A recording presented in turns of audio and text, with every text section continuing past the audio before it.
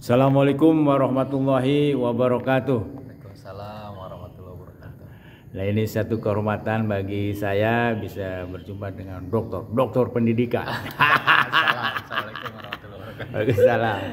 Ya, sejarah pendidikan dulu, Kang. Mangga dari SD sampai terakhir. Baik, nama saya Pak ini Arif Hidayat Effendi ya. Saya sekolah SD di Kuningan, sekolah negeri biasa, SMP dan SMA. Kemudian baru saya ke pesantren di Ciawi Gebang, ya pesantren Pondok Alumni dari Gontor di Ciawi Gebang sampai SMA. Pengelolanya ya. Ya. Jadi bersamaan SMA sama pesantren ya, gitu. 6 tahun jadi. Di situ SMA-nya, di pesantren. Oh, apa namanya tuh? Pondok Pesantren Modern Al-Ikhlas. Iya. Ya, Ciawi Lor, Ciawi Gebang, Kuningan. Paketnya 6 tahun. Jadi saya baru nggak bisa dinyatakan lulus SMP juga karena nggak bisa dikasih kalau keluarnya. Oh itu ya, sama yang iya di Bogor juga ada yang begitu ya. Ya, jadi 6 tahunnya baru. Setelah itu ke Bandung saya. Iya. Ke Bandung ke UIN Bandung, ambil jurusan perbandingan mazhab. Iya. Nah, di situ belajar banyak madhab dan pendapat-pendapat ulama. Kemudian S2 saya juga masih di UIN Bandung, ilmu agama, hukum dan peranata sosial Islam konsentrasinya. Nah, kemudian dengan Pak APS ini kita sama-sama di doktoral. Nanti di UIN Bandung atau naik ke Jakarta gitu ta? Nah, itu panjang ceritanya. Nah, sekarang sejarah pendapatan nih, mulai dapat uang ini berapa itu gaji sebulannya? Oh, saya mulai ya karena waktu itu saya sekolah pendidikan itu kebetulan S1, S2 itu langsung. Jadi saya mulai kerja itu selesai S2 saya baru kerja. 2007, 2008, 2007 akhir. Oh, jadi cari uang tuh setelah S2 ya? Setelah S2 baru saya kerja, Pak. Waktu itu alhamdulillah orang tua masih sehat. Iya, sahabat saya itu. Saya sih selevelnya orang tuanya nih sebetulnya. Runang-runung.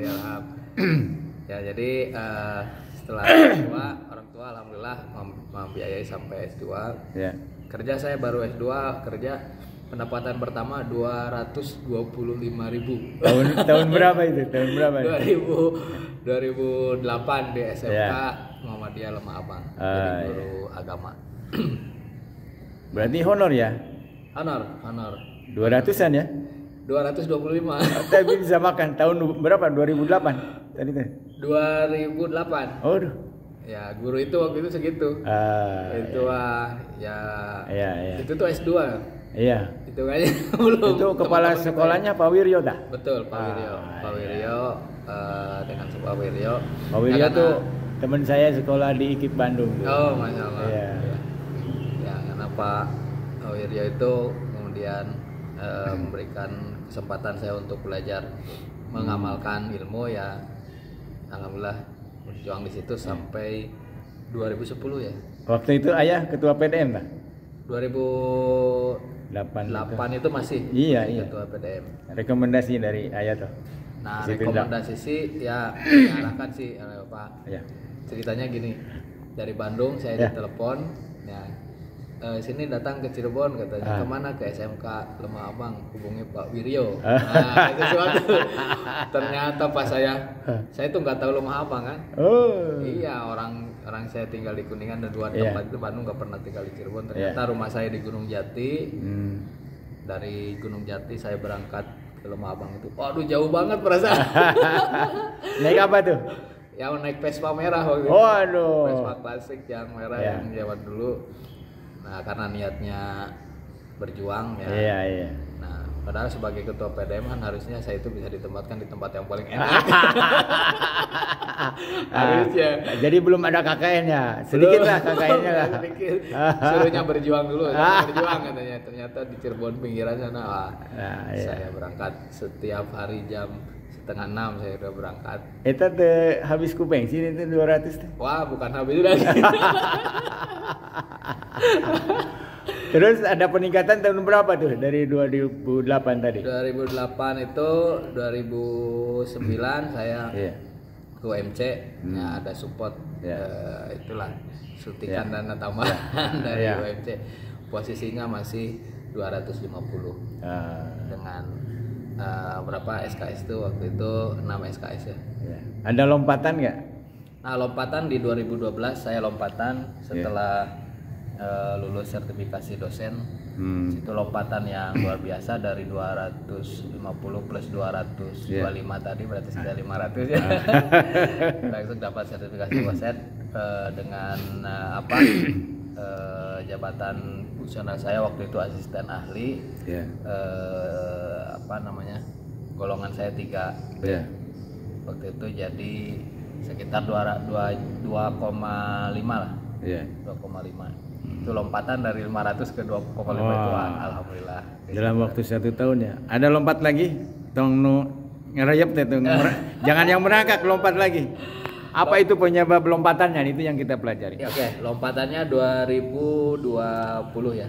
Ya, jadi karena dari guru jadi dosen gitu ya. Ya 2010 ke 2012 itu dari guru ke dosen. Nah 2021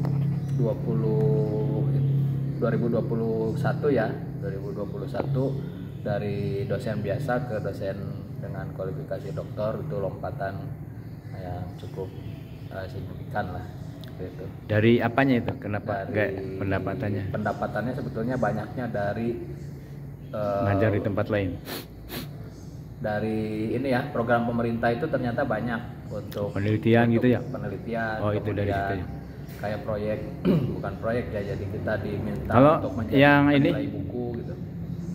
Peneliti itu harus doktor, dapat proyek dari pemerintah. Salah satunya yang diutamakan. Diutamakan. Ya, jadi kita S2 masih boleh. Kualifikasi doktor itu penelitian itu lebih mudah, terbuka aksesnya. Banyak juga program dari kementerian kayak buku-buku yang akan disebarkan di kampus dan di sekolah itu yang akan dicetak oleh kementerian itu kan harus perlu direview. Nah kemudian kita masuk ke situ ya alhamdulillah. Maksudnya mereview buku? Mereview buku. Itu kan kegiatan santai lah. Kegiatan santai tapi ya alhamdulillah misalnya kita dapat selalu 10 buku, dari 10 buku itu satu bukunya 1 juta kan lumayan gitu, 1 semester. Dan panggilan-panggilan seminar dan lain sebagainya sih. Lompatannya seperti itu, alhamdulillah. Jadi saya punya konsep nih, boleh setuju boleh enggak ya? Oke. Kalau orang mau kaya atau orang mau sukses itu pakai tuyul. Pakai tuyul. Apa tuh tuyul? Tuyul itu singkatan. Gitu. Jadi yang pertama tentukan passion kita. Seringkali orang tidak sukses itu karena bekerja bukan pada passionnya. Jadi temukan passionnya. Itu surat Al-Isra ayat 84, syakil hati itu diterjemahkan depan itu bakat dan lingkungan. Nah bakat itu diantaranya adalah passion. Passion ya? Iya. Kemudian yang kedua karena tuyul itu ulet. Tapi ulet yang melibatkan teknologi termutakhir. Iya. Ulet kalau jadi tukang beca mohon maaf ya segitu-gitunya paling 50.000. Update gitu ya. Iya. Lah ini nggak bisa sekarang tanpa iptek itu kita nggak bisa. Betul. Kemudian yaitu yakin usaha sampai. Bagaimana kita menumbuhkan keyakinan bahwa segala sesuatu itu akan dikabulkan oleh Allah. Nah, kemudian yang kedua tuyul itu unggul. Manusia unggul itu harus memiliki yang pertama kreativitas, kemudian yang kedua komunikasi, kemudian kritis dan kolaborasi. Nah itu L-nya itu langgeng. Harus jadi dosen baik aja. Daftar ke legislatif utang KB. Istiqomah berarti. Ya istiqomah. Jadi ibarat menggali sumur kalau terus pasti ada ini mata air. Tapi kalau 3 meter pindah, 2 meter pindah nggak bakalan masuk. Nah itu bagaimana Bapak Dokter sependapat atau gimana?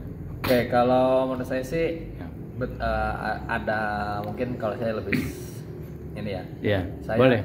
Selalu berpegang ke kalau teori umumnya yang saya pegang adalah social consciousness determine social condition. Nah ini disingkat social consciousness itu artinya mindset. Nah, mindset itu menentukan hasil. Ya betul. Nah itu teorinya Weber kalau nggak salah. Mindset itu kalau sampai tindakan ya. Kalau hanya mindset aja pola pikir saya kira nggak ini ya. Nah, itu Weberian ya. Nah. Pertama Weberian itu mengatakan social consciousness determine social condition.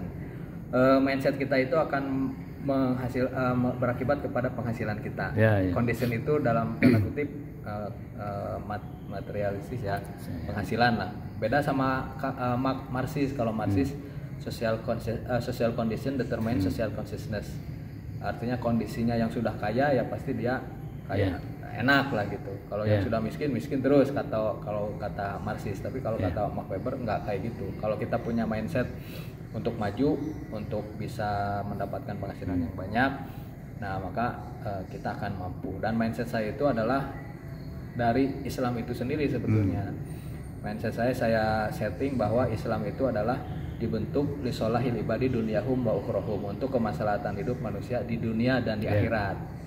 Nah, dalam tanda kutip kita tidak boleh mengatakan bahwa kekayaan itu hanya untuk orang lain gitu, orang yang non Islam. Orang Islam mah nanti surganya nanti di akhirat baru dapat surga. Dunia mah giliran orang lain. Nah, itu yang saya tidak setuju. Karena Islam itu sendiri adalah untuk dunia dan akhirat, maka kesejahteraan dunia harus diraih. Kesejahteraan akhirat harus diraih. Kesejahteraan dunia itu ukurannya apa sih? Nah, itu kan ketika kita bicara ukuran yang paling sederhana anak muda itu kan taruh misalnya harta tahta wanita lah, harta lah antaranya. Nah, atau kita bisa mengutip kemudian Hamka ya. Hamka itu mengatakan halil fakiru sogiru aul goniu sakiru. Mana yang lebih baik kata Hamka? Apakah orang fakir yang sabar atau orang kaya yang syukur? Kaya syukur mah bagus semua tuh. Fakir sabar, bagus nggak? Bagus. Nah, ini yang kedua, kaya syukur, bagus nggak? Bagus. Kamu pilih mana? Pilih fakir sabar atau kaya syukur ya? Ya pilih kaya syukur lah. Kalau ini Kang, punten saya potongnya. Hasil penelitian Semeru ya, yang dikutip oleh Helmi Yahya itu, penelitiannya menunjukkan bahwa orang miskin itu 40% berasal dari orang tuanya yang miskin. Bagaimana melihat itu? Berarti kan ya. Jadi 40% itu tinggi. Itu istilahnya reproduksi sosial. Nah, jadi kondisi sosial itu direproduksi oleh lingkungan sosial. Kalau lingkungan sosialnya miskin, cenderung miskin. Kalau lingkungan sosialnya kaya, cenderung akan melahirkan mindset lingkungan yang kaya lagi. Kalau keluarganya guru, maka pasti akan anaknya diarahkan ke guru. Kalau dosen ingin jadi dosen. Nah, itulah reproduksi sosial. Itu yang dibawa oleh Marxis tadi, yang mengatakan bahwa social condition, kondisi sosial itu akan menentukan penghasilan kedepannya seperti apa. Tapi saya sih kurang sepakat. Yang saya pakai sih Weber itu. Kalau kita orang miskin tapi kita punya mindset kaya, keluarga kita mungkin dulunya bolehlah tidak mampu, tapi saya ingin berubah dan mampu berubah. Makanya saya sih Weberian. Oke Kang, nanti kita sambung lagi nih, luar biasa nih. Ya, mudah-mudahan memberikan pelajaran. Amin. Jadi saya mewawancara orang yang sudah kaya supaya diajar menjadi sumber informasi bagi yang belum kaya. Saya definisikan orang kaya itu orang yang punya penghasilan 85 gram dalam 1 tahun, atau 1 bulannya itu 85 dibagi 12 7,08 gram emas. Kena zakat mal gitu ya. Nah itu jadi patokannya dari situ saya. Siap. Kan dalam itu ada wajib zakat, ada yang berhak ya. Dari situ. Atau dia berpenghasilan belum 7,08 sebulan juga dia punya kekayaan senilai itu. Nah, itu batasan kaya miskin. Terima kasih Kang, mudah-mudahan ada manfaatnya. Assalamualaikum warahmatullahi wabarakatuh. Waalaikumsalam warahmatullahi wabarakatuh.